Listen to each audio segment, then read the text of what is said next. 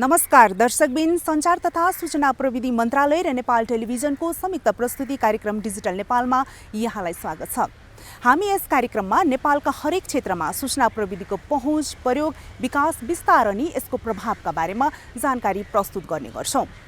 दर्शकबिन, पछिल्लो समय नेपाल सरकारले आफ्ना सम्पूर्ण सेवाहरू प्रविधि मार्फत प्रदान गर्नको लागि डिजिटल नेपालको अवधारणा ल्याएसँगै आफ्ना सेवाहरूलाई प्रविधि मैत्री बनाउन सुरु गरिसकेको छ। यसै क्रममा नागरिकसँग प्रत्यक्ष सरोकार राख्ने सेवाहरू एउटै एप्स मार्फत प्रदान गर्नको लागि नागरिक एप्स निर्माण गरी सञ्चालन गरेको छ। आजको कार्यक्रममा हामी नागरिक एप्स के हो, यसको प्रयोग हामी नागरिकले कसरी गर्न सक्छौं र यसमा के कस्ता सेवाहरू रहेका छन् भनेर जानकारी प्रस्तुत गर्नेछौं। विश्व जगतमा सूचना प्रविधिको क्षेत्रमा भएको विकासले हाम्रो दैनिक जीवनलाई सहज बनाउनुका साथै विकासको गतिमा एउटा नयाँ आयाम थपिदिएको छ। त्यसैले त यसको प्रयोग वर्तमान समयमा अपरिहार्य बन्न पुगेको छ। नेपाल सरकारले पनि सूचना प्रविधिको महत्त्वलाई आत्मसात गर्दै आफ्ना सेवाहरूलाई छिटो छरितो, सरल, सहज प्रदान गर्न, सेवालाई पारदर्शी, समय सापेक्ष बनाई सुशासन कायम गरी नेपाल सरकारले लिएको समृद्ध नेपाल सुखी नेपालीको राष्ट्रिय उद्देश्य पूरा गर्न डिजिटल नेपालको अवधारणा ल्याएसँगै प्रविधि मैत्री सेवा सुरु भइसकेको छ। प्रविधि मैत्री सेवा सुरु भएसँगै सेवा लिन नागरिकले छुट्टा छुट्टै एपको प्रयोग गर्नुपर्ने झन्झटिलो अवस्थालाई मध्यनजर गर्दै छुट्टा छुट्टै रूपमा रहेका सेवालाई एकीकृत रूपमा एउटै डिजिटल प्लेटफर्म मार्फत नागरिकलाई सेवा प्रदान गर्न नागरिक एप ल्याइएको छ। आदरणीय दिदीबहिनी तथा दाजुभाइहरू, 3 वर्षदेखिको अध्ययन, अनुसन्धान र प्रणाली विकासपछि नागरिक एप्स आजबाट परीक्षणको लागि आम जनता समक्ष प्रक्षेपण गर्न पाउँदा मलाई खुसी लागेको छ। सरकारले समृद्ध नेपाल सुखी नेपालीको राष्ट्रिय आकांक्षा पूरा गर्ने सङ्कल्प साथ आफ्नो काम गरिरहेको छ।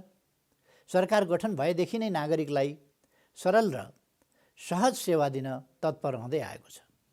अहिलेको युगमा नागरिकलाई सहज सेवा दिनका लागि सूचना प्रविधि सबैभन्दा महत्त्वपूर्ण माध्यम हो।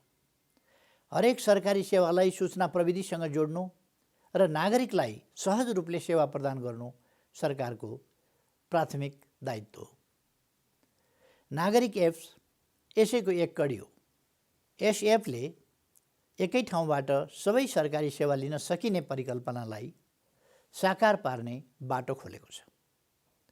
सम्भव भएसम्मका सरकारी सेवाहरू घरमै बसी बसी आफ्नै मोबाइलबाट प्राप्त गर्न सकिने गरी यसको विकास गरिएको छ। स्थानीयदेखि केन्द्रसम्मका सबै सरकारी सेवा यही एप मार्फत लिन सकिनेछ। आगामी दिनमा नागरिकले झन्झट र दुःख झेल्नु नपर्ने गरी सवारी कर, लाइसेन्स, प्यान, लोकसेवा, मालपोत लगायतका सेवाहरू अब आफ्नै मोबाइलबाट गर्न सकिने प्रणालीको आधार तयार भई परीक्षण सुरु भएको छ। यसको प्रयोग बढेसँगै सरकारी सेवा लिनका लागि नागरिकलाई झन्झट नहुने, सरकारी कामकाजमा पारदर्शिता कायम हुने र भ्रष्टाचार अन्त्यका लागि पनि टेवा पुग्ने विश्वास लिएको छु। नागरिक एक निर्माणमा सक्रिय सम्पूर्णलाई म यस अवसरमा धन्यवाद दिन चाहन्छु र सम्पूर्ण नागरिकलाई यस एपको प्रयोग गर्दै यसमा आवश्यक सुधारका लागि भूमिका खेल्न आग्रह पनि गर्दछु। खास गरी नयाँ पुस्ता र युवा समुदायलाई यस अभियानमा यसका अग्रणी अभियन्ताको रूपमा भूमिका खेल्नका लागि पनि म आग्रह गर्न चाहन्छु। धन्यवाद। हरेक नागरिकलाई सर्वसुलभ रूपमा सेवा प्रदान गर्न सञ्चार र सूचना प्रविधिको टेवा हातमा सरकारी सेवा भन्ने नाराका साथ सुरु गरिएको यस एपमा हाल प्यान कार्ड, नागरिकता, राहदानी, मतदाता परिचय पत्र, शैक्षिक प्रमाणपत्र, लगानी कोष, सामाजिक सुरक्षा कोष, सञ्चय कोष जस्ता सेवा उपलब्ध रहेका छन् भने आगामी दिनमा क्रमशः सेवाहरू थप गर्दै लगिनेछ। नेपाल सरकारले हामी नागरिकहरूको निम्ति सरकारी सेवा अब 24 घण्टा हामीले र बिदाको दिन पनि हामीले प्रयोग गर्न पाउने गरिकन नागरिकहरूको सेवालाई अझ सुदृढ गर्ने, अझ व्यवस्थित गर्ने, सरल बनाउने सोचका साथ आज 3 वर्ष पश्चात हामीले यो नागरिक एप्सको आज सुरुवात भएको छ। सञ्चार र सूचना प्रविधिको टेवा, हातमै सरकारी सेवा भन्ने नाराको साथ आजको यो प्रेस विज्ञप्ति यहाँहरूको बिचमा राख्न चाहन्छु।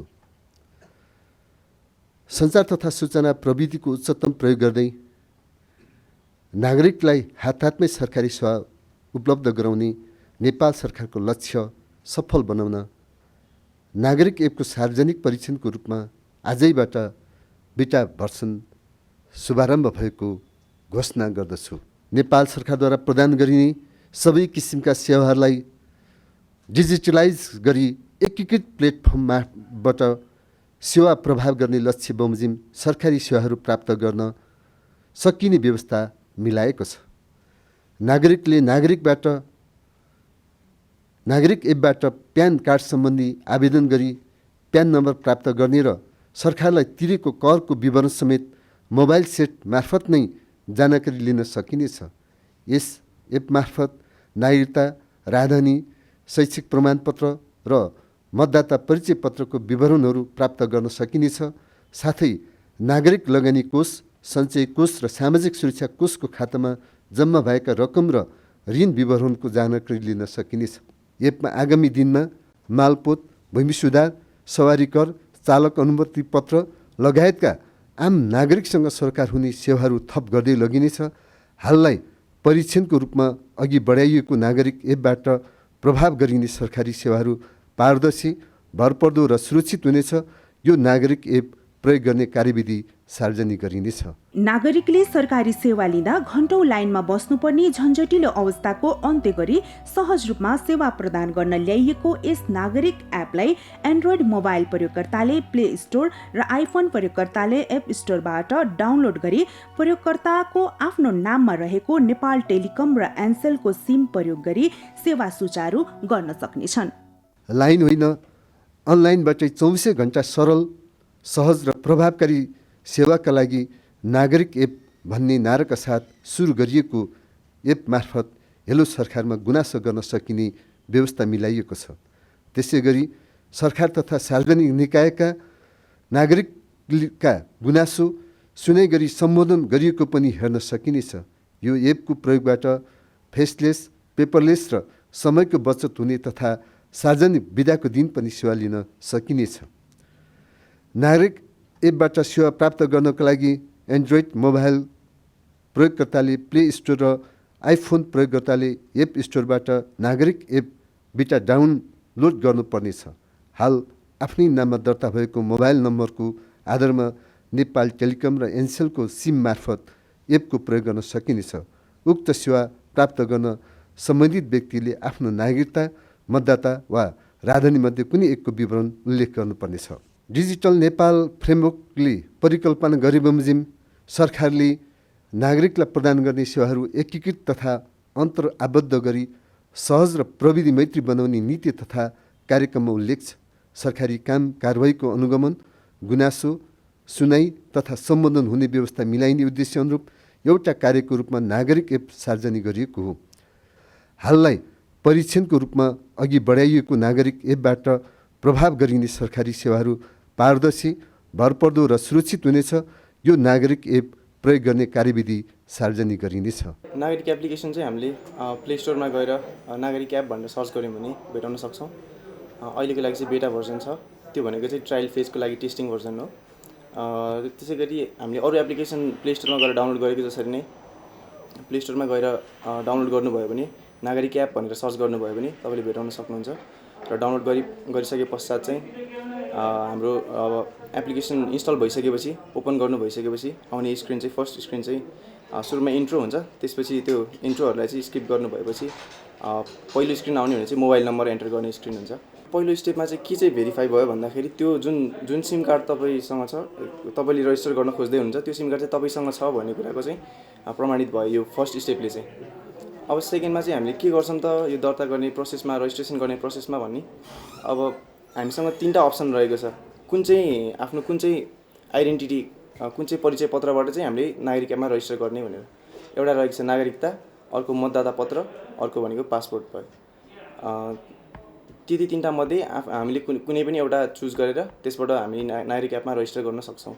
अब चाहिँ तपाईँले आफ्नो परिचय पत्रको जानकारी यहाँनिर प्रदान गर्दै हुनुहुन्छ। यसबाट के हुन्छ भन्दाखेरि हामी सिम कार्ड चाहिँ तपाईँको नाममा रजिस्टर्ड छ कि छैन भन्ने कुरा चाहिँ हामी एनटिसी वा एनसेल अथवा सिडिएमए हामी तिनवटा कुराबाट तिनवटा सिमहरूबाट रजिस्टर गर्न सक्छौँ। उहाँहरूको साइटबाट चाहिँ हामीलाई यो सिम कसको नाममा रजिस्टर्ड छ भन्ने कुराको नाम प्राप्त हुन्छ। त्यसका साथसाथै अनि हामीले यो कुनै पनि परिचय पत्र यहाँनिर परिचय पत्रको इन्फर्मेसन राखिसकेपछि यो भ्यालिड छ, यदि यो परिचय पत्र भ्यालिड छ, यो सबै हामीले राखेको इन्फर्मेसन भ्यालिड छ भने उहाँबाट आउने नाम हामीले म्याच गर्छौँ। सिम कार्डबाट आउने नाम र यो परिचय पत्रको भेरिफिकेसन भएर आउने नाम चाहिँ एउटै नामको रहेछ भने चाहिँ त्यही मान्छेको सिम कार्ड हो र त्यही मान्छेले रजिस्टर गर्न खोज्दैछ आफ्नै परिचय पत्रले भन्ने कुराको चाहिँ प्रुफ हुन्छ। यस्तै गरी अब मेरो पासपोर्टबाट आएको सबै जानकारीहरू यहाँ देखाइदियो। अब यसमध्ये कुनै जानकारी चाहिँ मैले यसमा थप गर्न मन लाग्छ भने चाहिँ यहाँ खाली बक्सहरू हुन्छ। यहाँ भरिएर आएको बक्समा चाहिँ भएको इन्फर्मेसनहरू भनेको चाहिँ उतैबाट पासपोर्टबाट आएको डिटेलहरू हो र यसमा कुनै खाली बक्स छ भने चाहिँ यहाँ आफ्नो बारेमा जस्तै बुवाको नाम यहाँ भन्ने बक्समा एम्टी छ भने, खाली छ भने त्यसमा चाहिँ आफैले म्यानुअली एन्टर गरेर चाहिँ सेभ गर्न सकिन्छ। मोबाइल हराउने ओर्ने केसमा अथवा आफूले कतै छोडेको केसमा अरूले नचलाइदियोस् हैन, सिक्युरिटी पर्पसको लागि पिन कोड सेट गर्न मिल्छ। त्यो चाहिँ अब यो स्टेपमा देख्नुभयो तपाईँले, यहाँनिर पिन कोड सेट गर्नुहोस् भनेको। त्यहाँनिर मैले एउटा पिन सेट गर्न गइरहेको छु। यसरी म अगाडि बढेँ। यति प्रक्रिया पुरा गरिसकेपछि चाहिँ बल्ल नागरिक एपमा प्रवेश गर्न सकिन्छ। यसमा चाहिँ हामीले देख्यौँ भेरिफिकेसन स्टेप एकदम स्ट्रिक्ट नै छ भनौँ हैन। त्यो सिम कार्ड चाहिँ आफूसँगै हुनु पर्यो, आफ्नै नाममा हुनु पर्यो र प्रदान गरेको परिचय पत्रको जानकारी चाहिँ भ्यालिड हुन पर्यो। कुनै पनि यो सरकारी सेवाको आइकनमा क्लिक गरिसक्नु भइसकेपछि दुईवटा अप्सन हुन्छ। प्यानको केसमा चाहिँ दुईवटा अप्सन छ। एउटा के छ भन्दाखेरि तपाईँले चाहिँ आफ्नो मेरो प्यान यो हो भनेर नागरिक एपलाई चिनाउनु पर्यो, ताकि तपाईँले अर्कोचोटि आउँदाखेरि आइकनमा क्लिक गर्ने बित्तिकै तपाईँको प्यानको डिटेल आओस्, तपाईँले बारम्बार त्यो प्यान नम्बर खोजिरहनु नपरोस् हैन। हो त्यो हिसाबले चाहिँ अब जस्तै मैले प्यानमा क्लिक गरेपछि यहाँ दुईवटा अप्सन छ। एउटा भनेको चाहिँ मैले नयाँ छु, मेरो प्यान छ भने चाहिँ प्यान नम्बर राखेर त्यसमा नागरिक एपलाई मेरो प्यान चिनाउन सक्ने भए। अर्को भनेको चाहिँ प्यान छैन भने मैले घर बसी अब प्यान बनाउन सक्ने सुविधा पनि छ नागरिक एप्लिकेसनबाट। नेपाल सरकारको आर्थिक वर्ष 2075-76 को नीति तथा कार्यक्रम अन्तर्गत महत्त्वका साथ राखिएको यस नागरिक एपमा नागरिकका संवेदनशील तथ्याङ्कहरू रहने हुँदा यसको सुरक्षाप्रति नागरिकमा रहेको आशंकालाई ध्यानमा राख्दै यस एपको सुरक्षामा थप सतर्कता अपनाइएको छ। डिजिटल नेपाल फ्रेमवर्क कार्यक्रम अन्तर्गत हाम्रा चाहिँ विभिन्न 8वटा फ्रेमवर्कका क्षेत्रहरू छन्। ती क्षेत्रहरू अनुसार डिजिटल फाउन्डेसन, कृषि, स्वास्थ्य, शिक्षा, ऊर्जा, पर्यटन, वित्त र शहरी पूर्वाधारका क्षेत्रहरूमा यसको कार्यक्षेत्र पर्छ। यस अन्तर्गत चाहिँ सकारात्मक यसका फ्रेमवर्कमा 80वटा सब सेक्टर छन्। त्यसमध्ये सबभन्दा महत्त्वपूर्ण चाहिँ सेक्टर भनेको चाहिँ नागरिक एप्स हो। जनताले आफ्नै घरबाट आफ्नै हातबाट राज्यले प्रदान गर्ने सेवाहरू डिजिटल सिस्टममा उपभोग गर्न पाउने, जानकारी लिन पाउने, सुरक्षित रूपमा राख्न पाउनुपर्ने यो अवसर हो। त्यसमा चाहिँ यो सस्तो, सर्वसुलभ र कम झन्झटिलो र आधुनिक प्रविधिको प्रयोग गराउने उद्देश्यले यो नागरिक एप्स ल्याइएको। यो नागरिक एप्सले विभिन्न अहिले हामी तत्कालै विभिन्न 9वटा विषयसित सम्बन्धित हामीले सेवाहरू यसै क्षेत्रबाट प्रदान गर्ने प्रयास गरेका छौँ। जस्तै चाहिँ पान कार्डको बारेमा जानकारी लिने, पान कार्ड लिने, त्यसपछि शैक्षिक प्रमाणपत्रको जानकारी लिने र यसलाई चाहिँ हाम्रो राष्ट्रिय शिक्षा आयोगसित अथवा चाहिँ शिक्षा बोर्डसित समन्वय गरेर यसको प्रमाणपत्रहरू लिने, त्यसपछि नागरिक लगानी कोषको जम्मा गरेको जानकारी लिने, कर्मचारी सञ्चय कोषको आफ्नो जम्मा गरेको जानकारी लिने, पासपोर्टको बारेमा पासपोर्ट लिने र त्यसको पासपोर्टको जानकारी लिने र सामाजिक सुरक्षा कोषमा आफूले जम्मा गरेको स्थितिको विवरण लिने र गुनासो सुनवाई को कार्यान्वयनको अवस्था के छ त्यसको जानकारी लिने र मतदाता नावलीमा आफ्नो नाम छ कि छैन त्यसको चाहिँ बारेमा जानकारी लिने विविध हिसाबले 9वटा सेवा चाहिँ यसै नागरिक एप्सबाट दिन सुरुवात गरिसकेका छौँ। यो हामीले पहिलो चरणमा 3 महिनाको लागि परीक्षणको रूपमा ल्याएका छौँ। जनतालाई आफ्नो भएका चाहिँ प्रमाणपत्रहरूको तथ्याङ्कहरूको सुरक्षा हुन्न कि भन्ने खालको चाहिँ जुन चिन्तन छ त्यसलाई चाहिँ हामीले साइबर सेक्युरिटीको लागि अत्यन्तै संवेदनशीलमा त्यसको अडिट गराउने परीक्षण गराउने व्यवस्था मिलाएका छौँ। यसको दुरुपयोग हुँदैन। यसले किन दुरुपयोग हुँदैन भने जसको नाममा पासपोर्ट सिम छ उसले बाहेक अरूले चलाउन पाउँदैन। जसको नाममा उसका तथ्याङ्कहरू छन्, तथ्याङ्कहरू नागरिकता, पासपोर्ट, जुन भोटर आइडी सब प्रमाणपत्र त्यो बाहेक अरूबाट नखुल्ने भएको कारणले पनि यो सुरक्षित छ। त्यसमा राखेको डाटाहरू सुरक्षित राख्नलाई हामीले प्राविधिक रूपमा पनि त्यो व्यवस्था मिलाएका छौँ र त्यसको चाहिँ सुरक्षणको व्यवस्थालाई साइबर सेक्युरिटीको विषय चाहिँ अत्यन्तै संवेदनशील भएको कारणले हामीले विशेष चनाखोपूर्ण अथवा चाहिँ सतर्कता अपनाएर हामीले यसलाई परीक्षणको रूपमा अहिले ल्याइरहेका छौँ। सहर मात्र नभई दूरदराजका नागरिकले पनि अब यो एप मार्फत घरमै बसी सहज रूपमा जन्म दर्ता, मृत्यु दर्ता, घटना पञ्जीकरण जस्ता स्थानीय तहले प्रदान गर्ने सेवादेखि प्रदेश र सङ्घीय सरकारका सेवाहरू सहज रूपमा प्राप्त गर्न सक्नेछन्, जसका लागि हाल 680वटा स्थानीय तहका एप निर्माण गरिसकेको छ भने छिट्टै नै सबै तहको एकीकृत एप मार्फत सेवा दिने तयारी रहेको छ।